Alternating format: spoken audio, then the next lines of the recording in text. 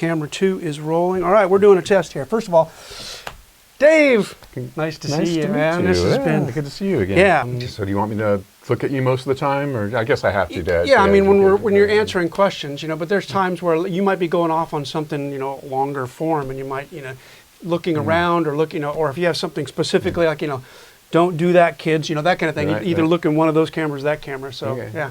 Well, I do have ADHD, so be prepared. There you go. Yeah. I had cable once too. Yeah. Well, I thought that was one of those channels, ADHD, right? Good one. I like it. This is going smooth. Yeah.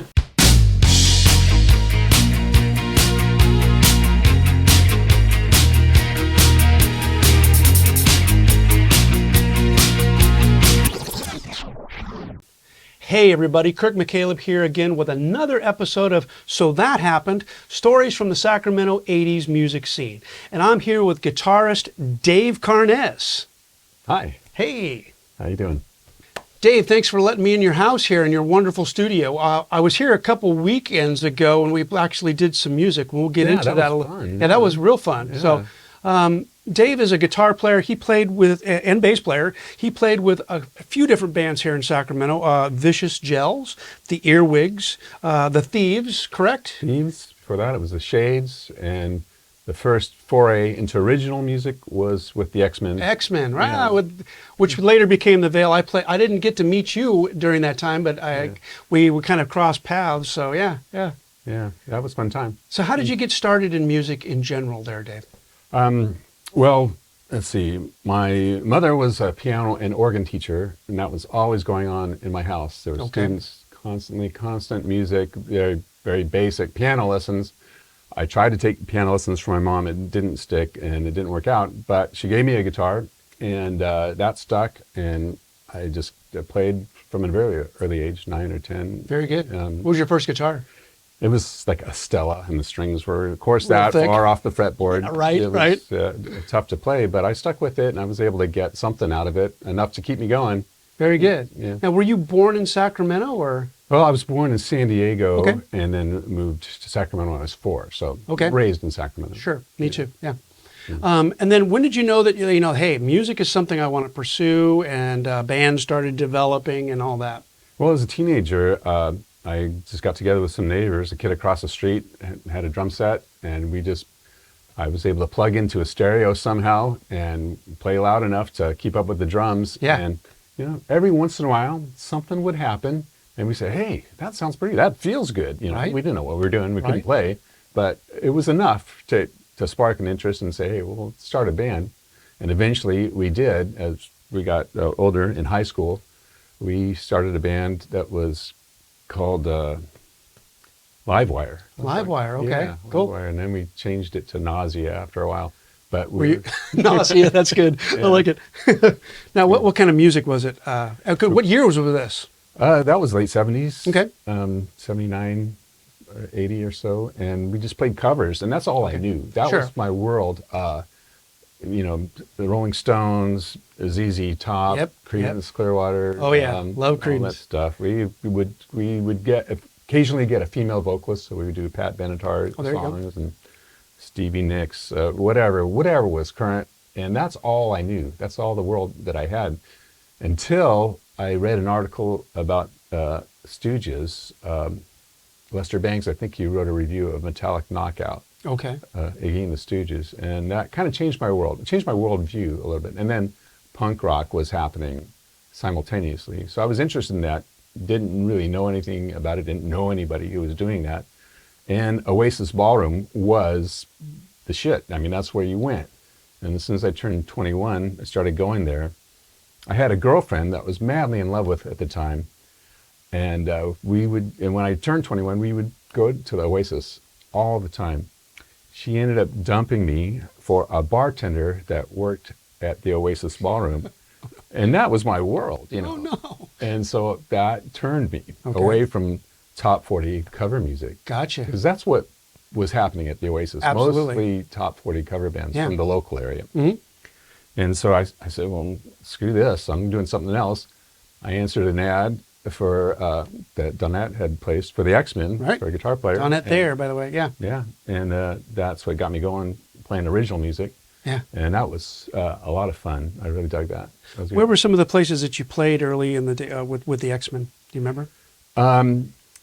We played a couple of venues in San Francisco, and I don't remember what they were. I think one in the East Bay, and I think we played the Aggie Hotel once, maybe, and a few parties. Those guys are great. They had it down. I had never seen a band that worked like that. They had a system. They would cook their burritos and bring them on the road, and they had the whole road thing down. And let's see, Jerry Coffey was in the band. Gavin Blair was on drums, and Don played bass. Yeah. And I filled in on guitar. It was a short time. I wasn't in the band very long. I still had long hair. I was kind of like a metal-looking guy. I had a metal-looking guitar. It kind of stuck out a little bit from what they were doing, but they liked my playing, and so. But that put me on the path of doing just originals. I don't think I ever got back into doing covers. Back to covers, yeah. A lot of us start with covers, and then we eventually, I think covers helps you to learn how to write songs because you see the good formula, and it helps you to kind of understand that process. Right, so, right. You got to learn somehow. Yeah. So what band happened after that? The next band would have been the Shades, I believe, and that was with a singer named Rocky Ringwald. Happened to be Molly Ringwald's uncle, and he was a character. Oh no, excuse me, before that was the Thieves. Okay. And that had Rocky in it as a singer and Harrison Price on guitar. Yep. And both those guys were characters. And we all ended up working at the same place, a really strange job where we would work 7 to 10 days a month, and these 8, 10-hour shifts, crazy, operating the machines, envelope stuffing machines. And because the work was so intense for a short period of time, we all got to know each other really well. Yeah. And I think they had the band Thieves going already. Steve Palmer was on bass. I don't remember who the drummer was, but was it Rick DiPrato? I don't think so. Not at that time. Not yet. Okay. But then I think I had replaced Roger Kunkel on guitar. So that little connection is there, which is Roger and I crossed paths a number of times, but I don't think we ever really met until quite recently. Okay. But so there's he'll come in and out of the story. There's threads through all the Sacramento music of that time. So yeah. Right, and he ended up joining Thin White Rope. Yes. And I had a connection with Thin White Rope through the X-Men. I met Joseph Becker, and he ended up playing bass with the Thieves for a while, and he was a drummer. Yeah. Yes, I did. And but he wanted to play bass, and not the Thieves, the Shades. Shades. So Joseph Becker joined us playing the Shades, and we got gigs opening up for the Features. Yeah. Somehow, I don't know. They took pity on us. We were a terrible band. The Features were awesome at letting other bands open for them to give them a head start. I mean, exactly. God love them. Yeah. God love you guys. Right. Thanks, Johnny. Yeah, absolutely. Did us a solid. Yeah. But that was fun. We played it with Lord Beaverbrooks, Spankies, Fat Fonzies. Yep. And I don't think Club Can't Tell, I think, didn't exist yet. Not yet. Yeah. But there was like, was it Danceteria? Dance Park? Or it was downtown in Old Sac where Carol and... the Mine Shaft? No, that's where they spun records. Yeah, that was Jerry Perry's thing, I think. Yeah. There's so many clubs from back then. I'm learning more and more of the scene that we were part of. I thought was just this little myopic scene was actually much, much bigger than we ever imagined. Scene, So it's been a great education for me as I've been doing these episodes. So right, but there was kind of contrary to what Skid said on the last interview that you did with him that I saw. It felt a little. It felt like we were a backwater musically, in the shadow of San Francisco, in L.A. Yeah. I didn't feel like Sacramento bands got any respect, really, but they were good. Yeah. But it just there was no Cake hadn't happened. No. Who else came? Tesla hadn't happened yet. Yeah, Bourgeois Tag. Yeah, and I guess that there wasn't anything. I mean, maybe Roger Vodarius or Craig Chiquisho came from Fair Oaks. And he joined the Starship, but that was it. Yeah. There was nothing to look up to. say, this is. Well, Steel Breeze kind of started it off and kicked Right. it off, and then again was short-lived. But they were they were opening up for the Who for a little while, or one time. So they did make a splash, Yeah. and then what was it been? Ian Shelter. Ian Shelter, absolutely. Jeff Watson. They Yeah. made some inroads, right? But then nobody got any real traction, nationally. No, Anything out of not here. yet. I felt discriminated against, but we didn't have any expectations. You just Sure. had fun and you played and you never made any money, and I guess still true to this day unless you get to a certain level, right? It's about the art, folks. Yeah, that's it. You got to love what you're doing. So you played with the Thieves, and then eventually Vicious Gel came along, correct? Right. Talk After about the that. Talk about Shades. Vicious Gel. Well, I ran into, this is interesting because it crosses paths with yet another San Francisco, Sacramento luminary, which is Mike Blanchard. Oh. I ended up meeting Mike Blanchard at some school journalism convention in Santa Cruz, and he'd been playing the guitar recently. He had just picked it up, and we just ended up jamming, and we scheduled a jam session. And earlier I had a random jam session with Peter Gannisberry. He played bass at some house party or something, and we said, oh yeah, it could work, but nothing happened. And then he was driving by where Mike and I were jamming, and he said, oh hey, I got my bass in the car, and he said, just grabbed it and pulled it in, and we just started playing. And we tried to start a band. I think we ended up playing with, what was that band, Real George? Oh yeah, Real George. I do remember that band. With Lane King. And so we ended up playing with them, and Lane said, well, Mike, you're not good enough on guitar. And he had just started. So That changed. he got a lot better, yeah. He kicked Mike out, and so it was me and Peter playing with Lane King and Real George. And then we just started our own band called the F-Holes. Okay. And that was just me, Peter, and I think Todd Labrie on drums, and who is, what I understand now, he has his own drum company. Wow. And he's successful at that. Very good. But he was a good punk rock drummer, or so we thought at the time, and that lasted. We did some demo recordings with him at Lane King's studio. Okay. And then Peter and I went through a number of drummers after that. The list of drummers for the F-Holes was probably Todd Labrie, Bob Stubbs, who had, I guess he had an association with Social Distortion in LA. Craig Williams, got Joseph Becker to come and play drums on some recordings, and he might have played live with us once or twice. And then another guy named Lou Wallace. And eventually we did a reunion in the mid-90s, and we got Andy Graham to play drums for us at a couple of gigs. That was interesting because Andy Graham was a guitar player. He was a guitar player in the Wigs. Okay. Which was another band you played with, yeah. Right. So after Vicious Gel had a run, the F-Holes eventually changed their name to Vicious Gel because there was a band from Seattle called the F-Holes. And I found that out when the F-Holes played at the Mabuhay Gardens. Uh-huh. And there was a character there named Ginger Coyote, who's a transvestite or transsexual, but she had a zine called Punk Globe or something like that. And she came to that show expecting to see the F-Holes from Seattle. And so we learned that there was this other band, and they were a lot better than us. I mean, we really didn't feel like we were that great or anything. We had a handful of hardcore fans that were our friends. There you go. And they would come to a lot of our shows, and a lot of them came to that show in San Francisco at Mabuhay. But anyway, after that, we said, well, we got to come up with another name, and that's the hardest thing to do in the world sometimes. Oh, it is. You come up with a list, and then everybody has their favorites, and you vote on them, and it's like, I remember.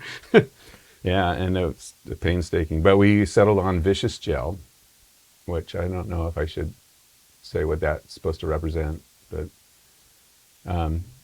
anyway, that was it. It stuck. Well, now you have me curious. What is it supposed to represent? Well, the cute answer is hair gel. There you go. There you go. But I think it's more of you could consider it a jism euphemism. There you go.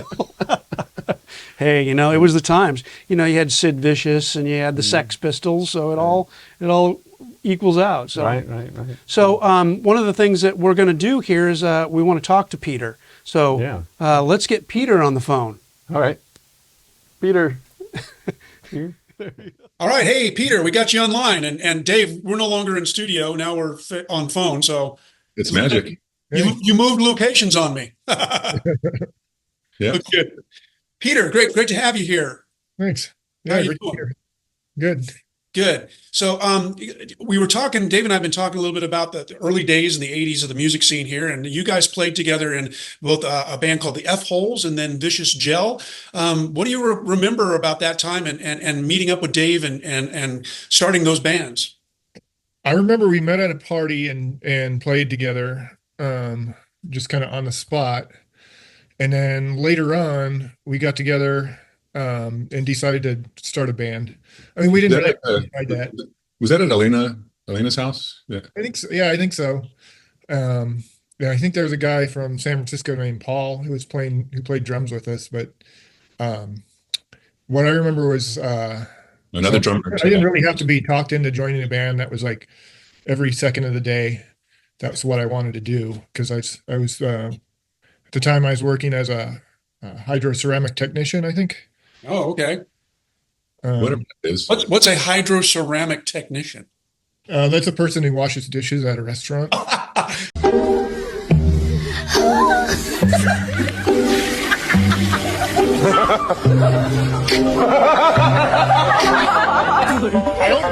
I like that description. I had stints as a whatever you said.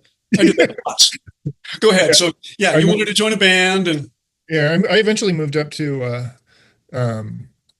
let's see, what you would call it, nutritional support provisions. there we go. All right. Yeah, That sounds important. Vegetable chopper. I don't know. Yeah. But yeah, A server, line cook. yeah. Love it. Love it. So yeah. So then now you played bass in the band in the Vicious Gels, correct? Yeah, F holes and vicious shell. Yeah. Yeah, and since it was a three-piece, I was kind of allowed to get away with doing more than a lot of bass players. I don't think you were allowed. You just did it. Yeah, There was no permission granted. yeah.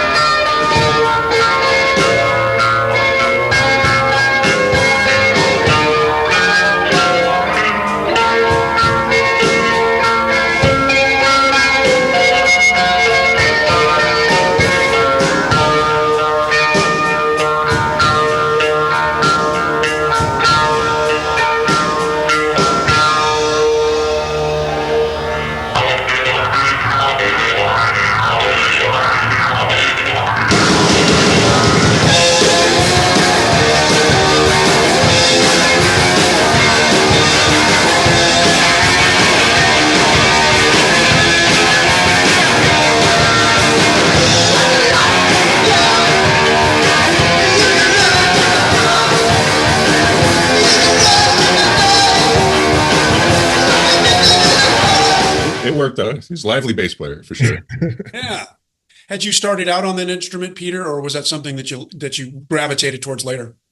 Yeah, the very first instrument I played really was the trumpet. And when I was 15, I wanted to play bass because then I could play the kind of music I was listening to.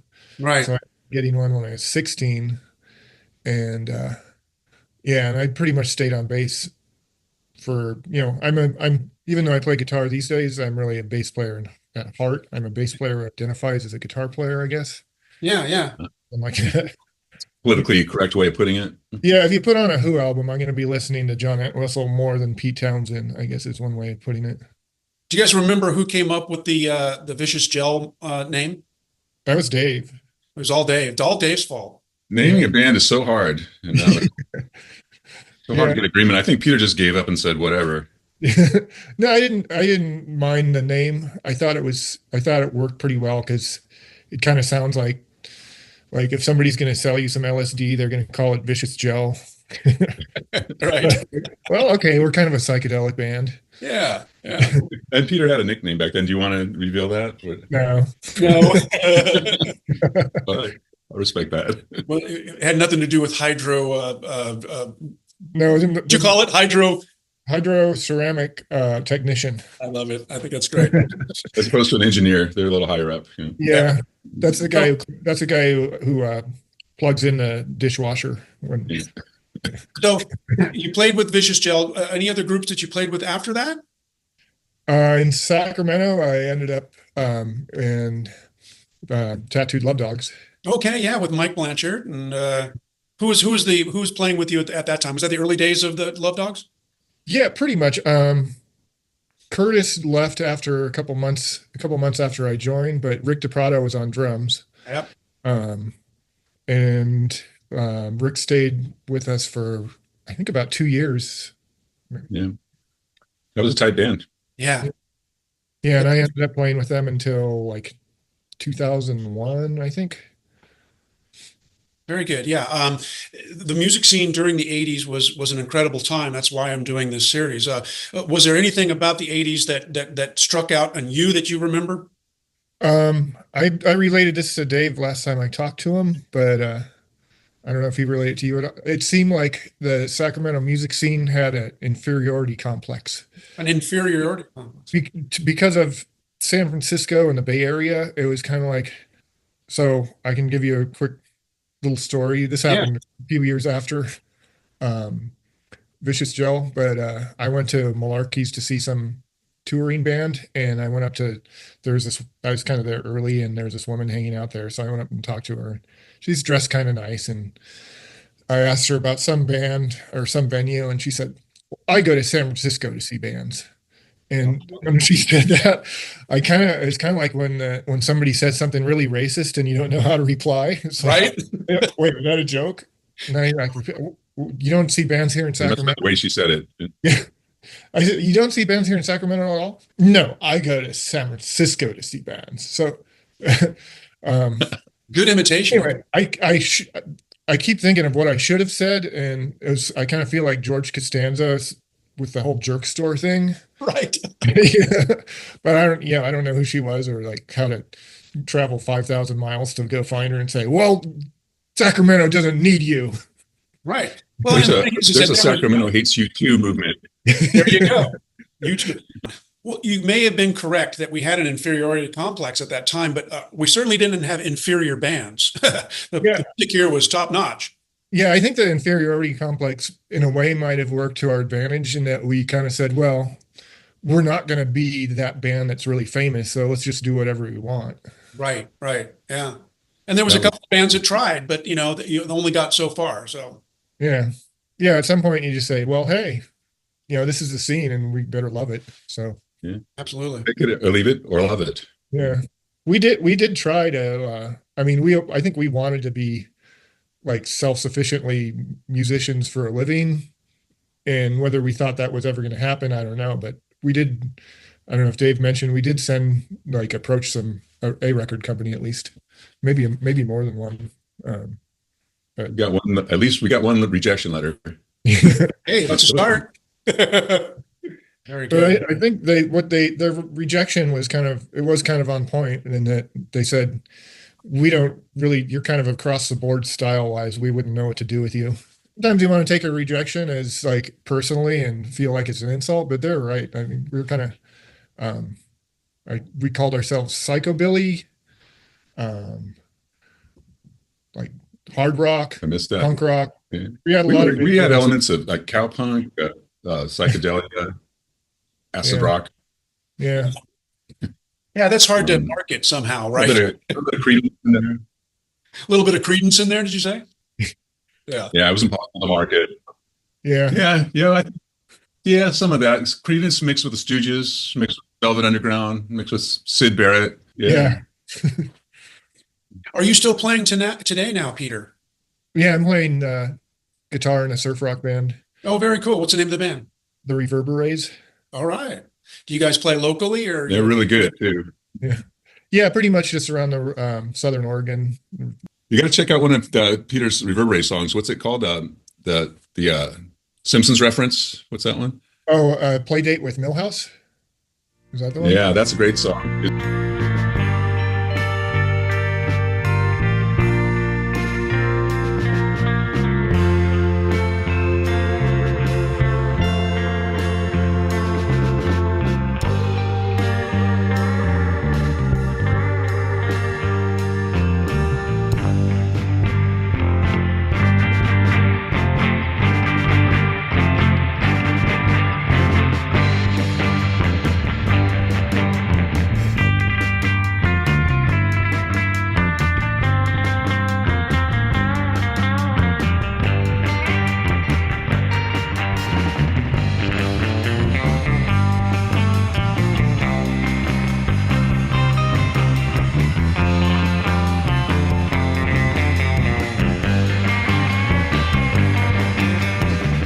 Is it on Spotify or anything? It's on Bandcamp. We don't have it, and it's on our website. So probably the easiest way to find it is just go to the website, reverberace.com. Pete, thanks so much for being part of this. Thanks for having me. All right. Good to see you again. Yeah, you too. With Vicious Gel, I had moved downtown to Midtown, and I was a couple blocks away from Club Cantel, which was happening at that time. And somehow I got on a list with Bo Richards.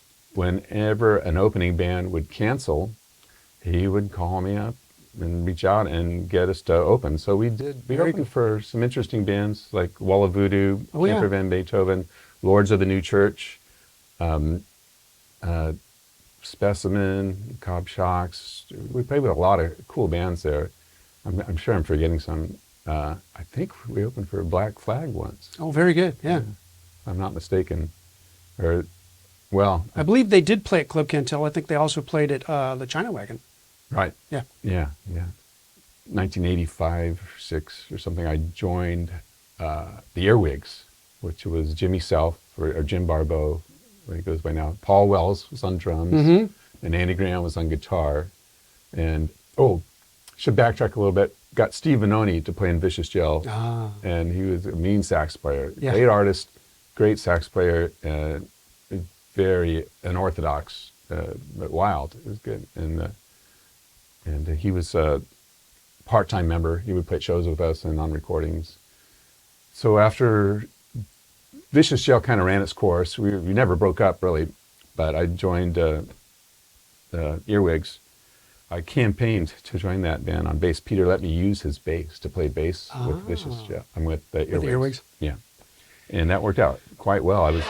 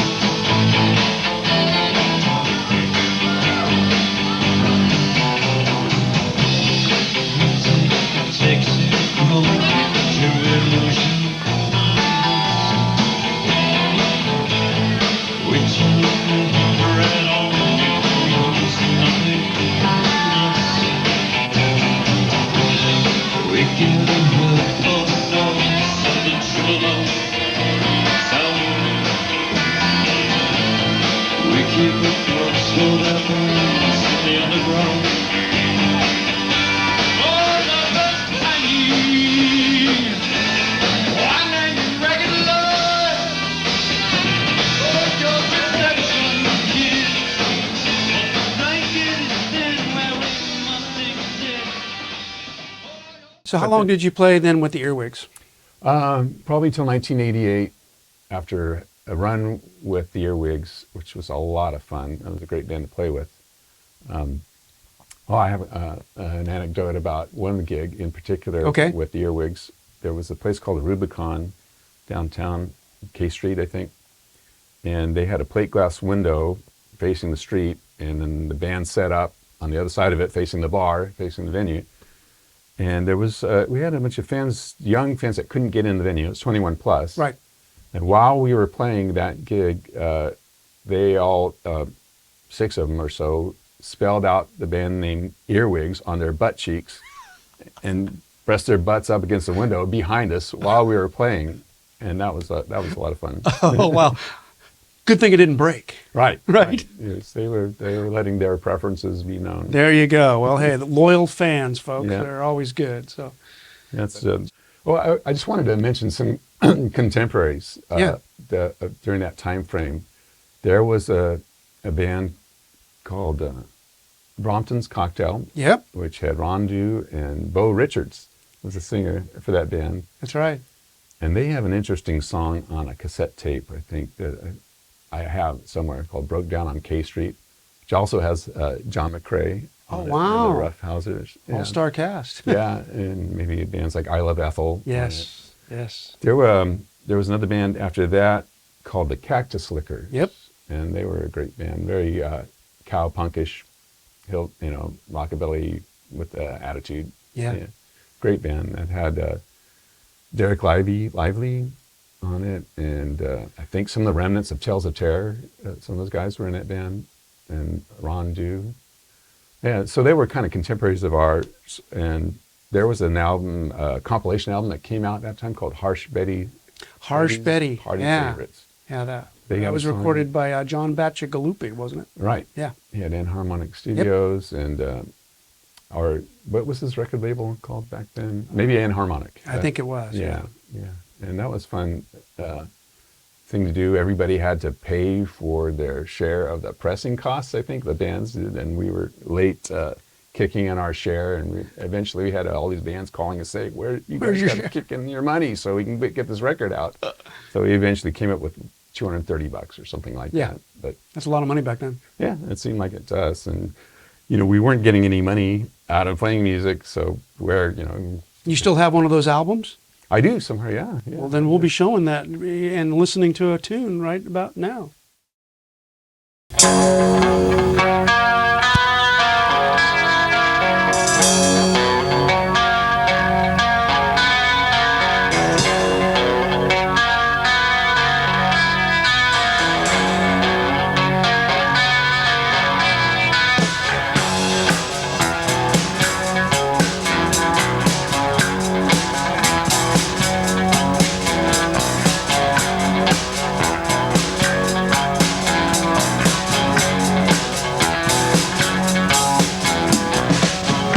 I learned the hard way about killing time.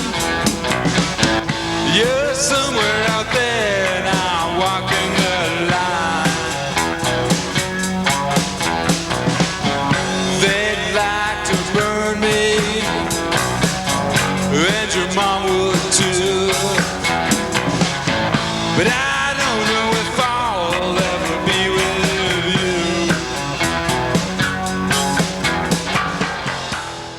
So after that, the Earwigs thing played its course. I moved to San Francisco and ended up in a band with Joseph Becker. Referred me to Stu Odom, who had been the bass player in Thin White Rope. Oh, And he had started a band with Jeff Yee. Both these guys had been in the Davis scene, which was part of the Paisley Underground. yep. And Thin White Rope was part of that. Game Theory, Hunting Game. True West. True West, yeah. Yeah, a lot of great bands. Yes, there was. Yeah. Anyway, so Joseph Becker introduced me to Stu Odom, started a band with them, and I think we were called the Long Pigs for a while. Okay. We rehearsed a lot. We got really good, did some good recordings. None of that ever saw the light of day because right as we were starting to play out, this band from England came touring America called the Long Pigs. They stole our name. Imagine that. It took us forever to come up with that name. Right? Yeah. You'd be like, no one's going to come up with that. No. Anyway, it took the wind out of our sails, kind of, and became disillusioned. I became a single dad at that point, kind of dropped out of music, and but eventually started playing again after my son got a lot older, and Did a few bands in San Francisco, but nothing really came of it. But I'm still at it to this day. Yes. Music, writing songs, playing, Definitely. recording, record friends playing. And Yeah, like we were saying earlier, I came over about a month ago, and just to kind of catch up with you, and you ended up saying, "Hey, maybe we could do something together," and we actually did a little demo together, and you put that thing together after I did the drums for it. It sounded really good. yeah, you were just like, it's like you knew the song already. You just came and sat down on the drum, said, "Oh yeah, I got a beat for that." Bam, bam, bam, and thank you, ma'am. It came out just great. Well, let's play a little bit of that now. Why not? Okay. There we go.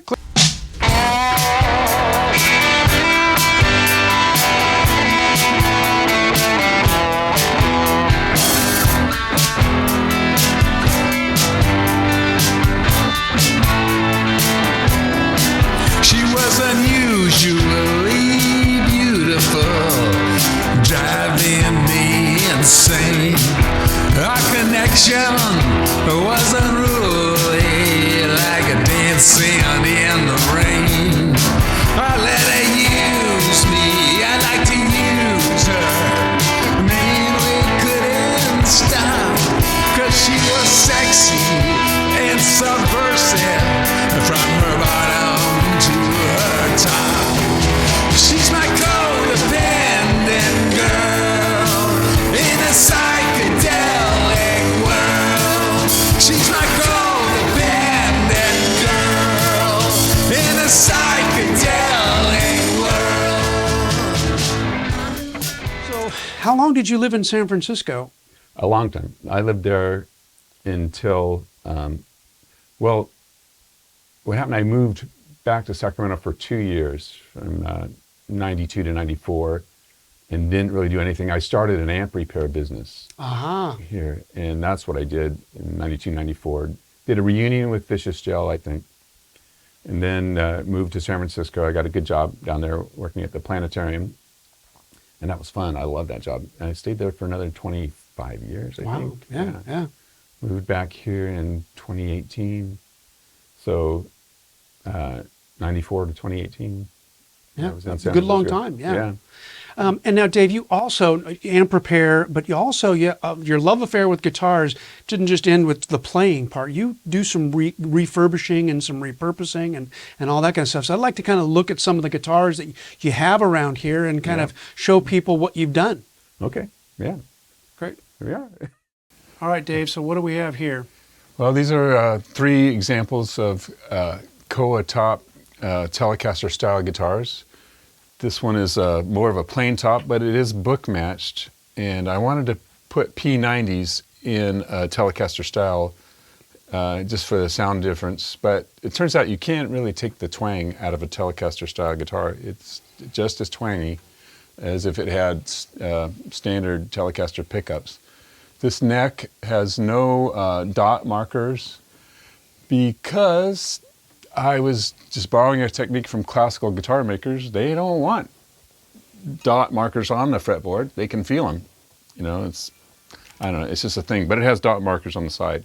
So this neck was custom made, and if you look closely, you can see that the fretboard material goes off at an angle on there, which is a unique feature on some of my guitars. This is a mahogany neck and an Amapollo body, and it's got this thing called, I forget what this is called, but it definitely helped the sustain on this particular guitar. It stabilized the wood. This is very lightweight and soft wood. It's like kind of a lighter version of mahogany.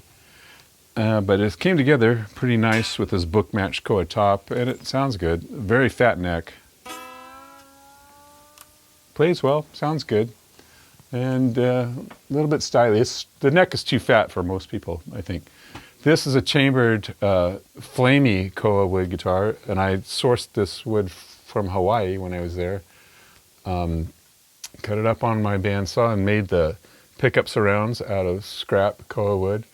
But I think this neck was purchased from a neck supplier. This is a rosewood neck, and makes it sound very interesting. The chambered body adds a lot because vintage humbucker pickups, it sounds very unique. This is probably a second, and that's why I haven't sold it, because it's got some finish damage to it. But I'll hang on to this one. It's hard to play.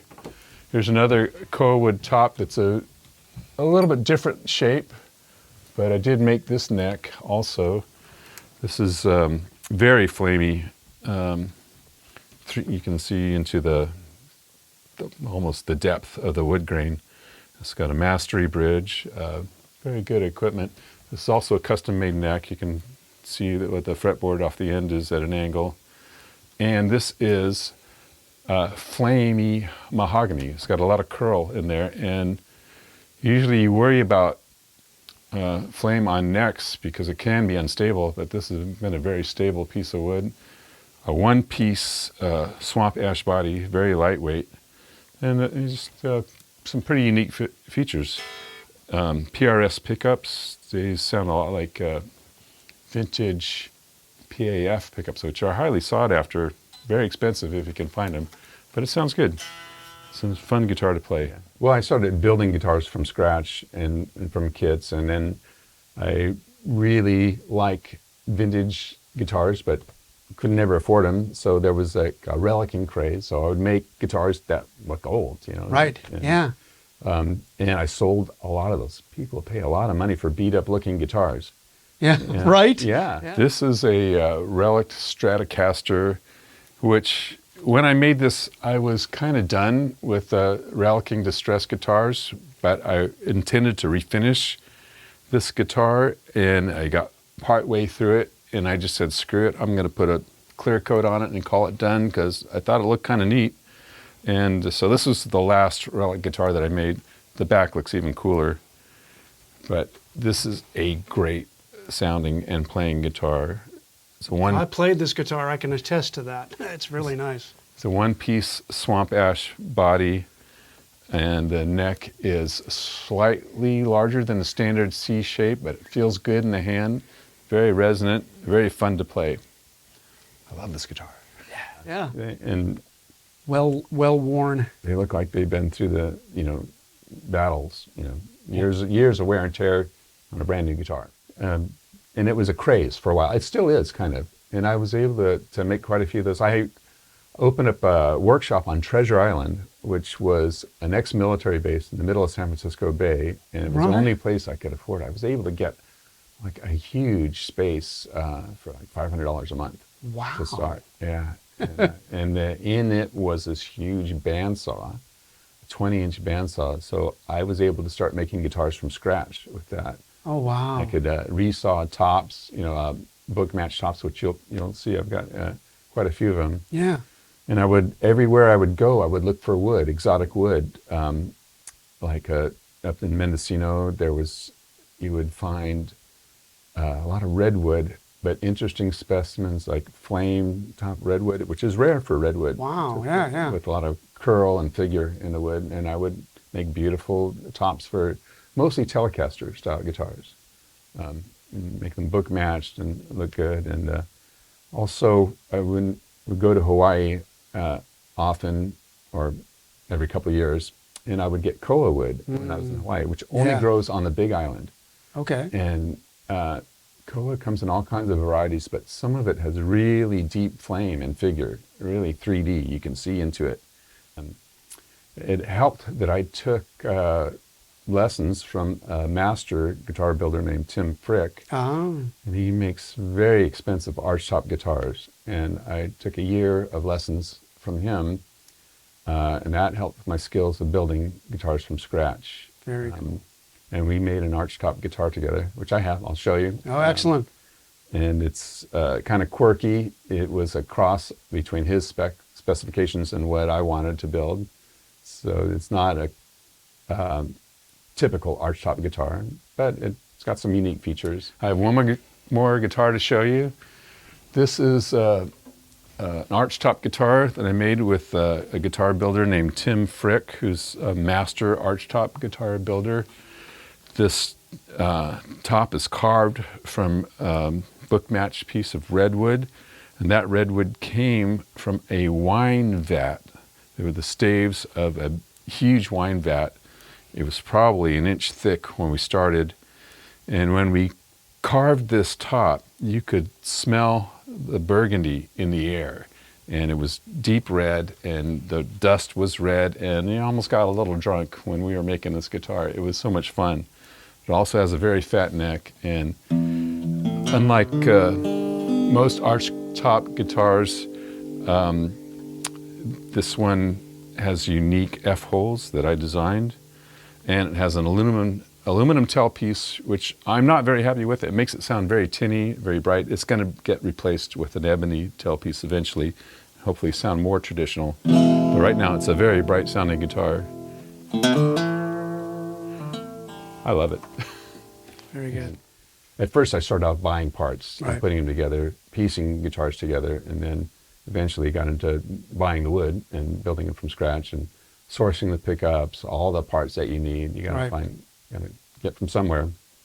And I figured out it costs roughly $700 to buy all the wood and parts and components, good components to make Right, right. a nice guitar.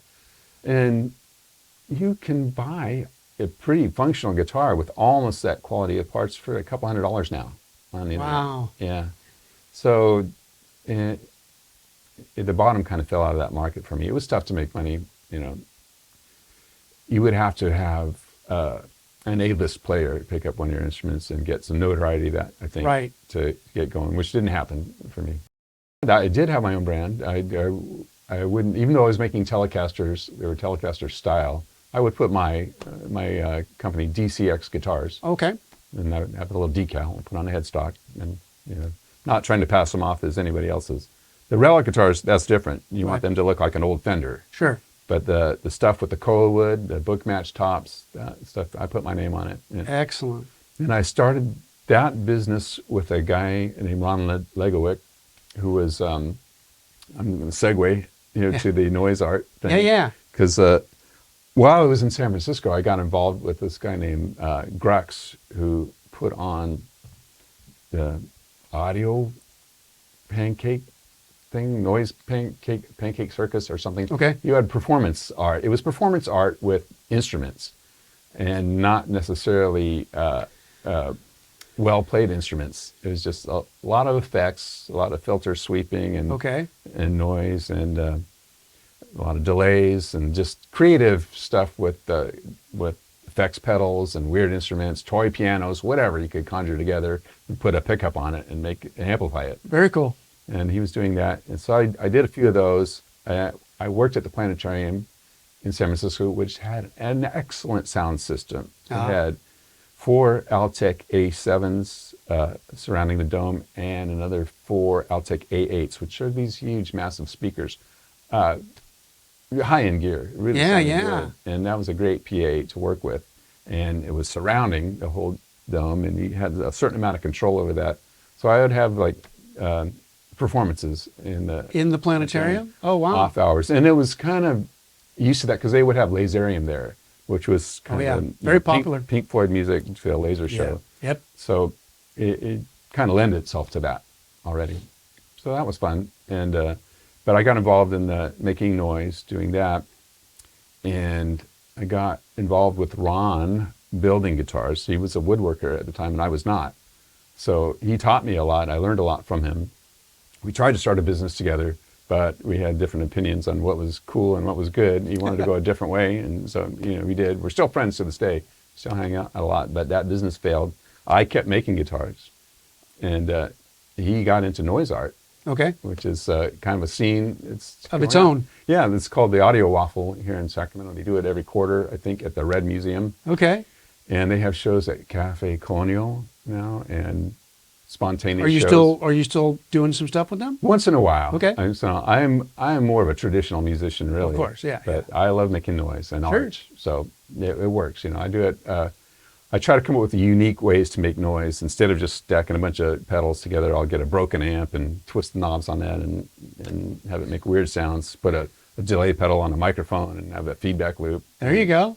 things It's like all that. the part of the creative process. Yeah. Yeah. It's just fun, having fun and trying to do And- it in and- a unique way. Right, and you could probably add some of that into a traditional song Oh, to yeah. be a sort of some sort of a layered kind of effect. The Beatles Right. were doing that back in the day. Absolutely. So, yeah, they yeah. were. And they used it in a very creative process. Yeah. And great results. I mean, they were geniuses, and they had George Martin to help with that. Yes, Yeah. exactly.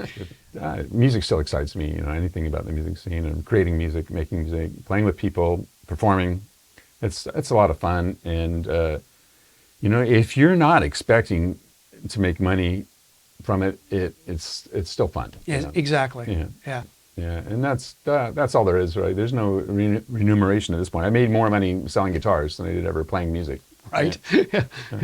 But I also restored vintage guitars too. I did a lot of that, and that requires a bit of discipline. And it turns out there's actually more money in that than building guitars from scratch. So right now I'm working on a 1964 Gretsch Country Gentleman. Oh yeah. That it needs to have the binding replaced on it, which is a meticulous grinding process. But I have all the parts. I just need to put it together and get that going. But that's the kind of stuff I like to do now. Very cool. Very cool. What about music? Are you still playing out with people, or are you doing your own thing, playing in any little venues? No, I don't really play out that much. That's the reward for that has kind of dropped off a little bit. You have to stay out late and and drink a lot, and which I like doing a little bit too much. Right. I get it. It was probably about 10 years ago where I said the same thing. I was like, I have no business being out till 3 o'clock in the morning at playing some bar. So yeah, rock and roll's a young man's game, really. Exactly. But it's still fun. I still love doing it, and I would do it again, in the right circumstances. But it's just for fun. Absolutely. There's no goal, no end goal. The fun is the goal. Right. Yeah. Yeah. That's Once it. you're a musician, you're always a musician. Right. And as long as you're having fun, I'm gonna keep doing it. Excellent. Dave, thank you so much. Thank you. Had a wonderful time. Well, yeah, I enjoy this whole process. I enjoy what you're doing and putting out these videos, and hopefully maybe you can string something together and get an actual documentary going. Who knows? That would be great. We'll see. Stay tuned, folks. Thank you. Thanks, Kirk. You're welcome. Thanks for watching. Yep. Hi, I'm Dave Carness. Can I do another one, just all the way through? Absolutely. The Sacramento 80s music scene. I was there. Well, where were you?